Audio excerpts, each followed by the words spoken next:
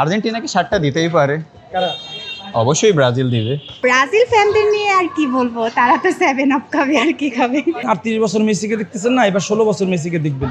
ওর এবার পাস দেখবেন, ওর গোল দেখবেন। শেষ বিশ্বকাপ এবার যেহেতু, তো এবার একটা কাপ ওর হাতেই যাবে, ব্যাক টু ব্যাক। আপনারা ভালোই জানেন, এই যে এখানে আপনারা দেখতে পাচ্ছেন এখানে 5টা স্টার, আর আর্জেন্টিনা 3টা স্টার পরে, এটা আমার কানেই আছে।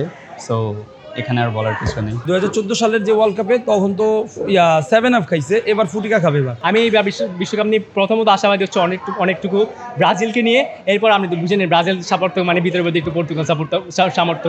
তো হ্যাঁ, এরপর প্রথমে ব্রাজিল, এরপর পর্তুগাল নিয়ে আমি খুবই আশাবাদী। কারণ হচ্ছে আমরা গুপ্ত পর্তুগাল সাপোর্টার, দ্যাটস একটা লাইনই।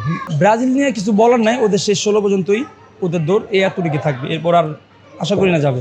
ব্রাজিলের স্কোয়াডটা এখন খুবই সলিড, আর আমি শুধু জাস্ট এখনই মনে করতাম, সবসময় মনে করতাম ব্রাজিলের স্কোয়াড সলিড, কারণ ওরা কিছু আনএক্সপেক্টেড কিছু বাজে আগলি ব্লান্ডারের জন্য অনেক সময় টুর্নামেন্ট থেকে ডিসকোয়ালিফাই হয়ে গেছে, উইচ আমি এখন এবার মনে করি হবে না, এক্সপেক্টই করতে পারি। Best of luck. এবারে আমরাও চাচ্ছি যে তারা এবার বিশ্বকাপ জিতুক, কারণ নেইমারের জন্য আমাদেরও খারাপ লাগে যেন নেইমারও এবার লাস্ট বিশ্বকাপটা তারা জিতে পারে।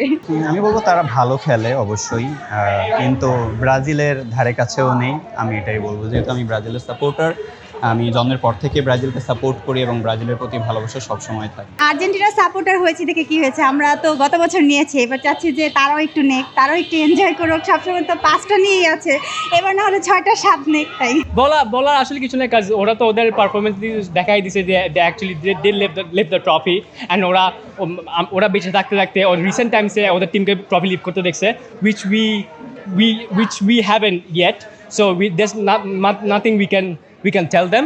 ওটা জাস্ট এটাই হোপ করতে পারি যে আমাদের ব্রাজিলও কোনো ব্লান্ডার না করে, we can put up a very good performance in the World Cup.